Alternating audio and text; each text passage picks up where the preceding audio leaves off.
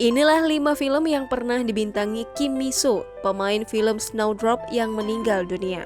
Kim Mi-soo merupakan aktris yang lahir pada 6 Maret 1992. Kini aktris muda berbakat Kim Mi-soo telah meninggal dunia dan membuat penggemarnya berduka cita atas kepergiannya. Kim Mi-soo meninggal dunia di usia 29 tahun pada Rabu 5 Januari 2022. Kabar duka meninggalnya Kim Mi-soo telah dibenarkan oleh agensi Kim Mi-soo. Dari semasa hidupnya, artis Mi-soo telah meninggalkan banyak karya bagi industri entertainment.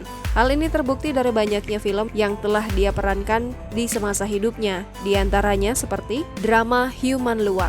Salah satu film yang pernah Kim Mi-soo perankan adalah drama Human Luwak. Di dalam film ini, Kim Mi-soo berperan sebagai Jung Ji-hyun. Film drama Luwak Human ini hanya terdapat 2 season saja. Film ini juga turut dibintangi oleh artis populer seperti Jang Hye-jin, Choi Dok-moon, dan Yoon Kyung-ho. Film kedua yang pernah dibintangi aktris cantik Kim Mi-soo adalah The Cure's Dead Man's Prey. Film yang rilis pada tahun 2021 ini bergenre film horor. Di dalam film ini, Kim Mi-soo berperan sebagai reporter wanita. Memories, film yang dirilis pada tahun 2019 ini juga turut dibintangi oleh aktris Kim Mi-soo. Film ini menceritakan tentang seseorang yang mempunyai kemampuan mengingat mimpi dengan jelas.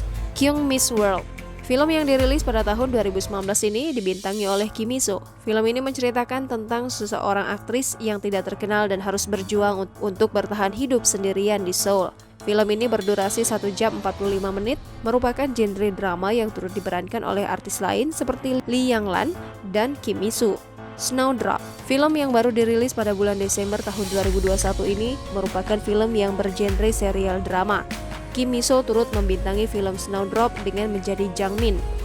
Selain dibintangi oleh Kim Mi-soo, film asal Korea Selatan ini juga turut dibintangi oleh penyanyi cantik Jisoo Blackpink. Jangan lupa subscribe, share, komen, dan like ya!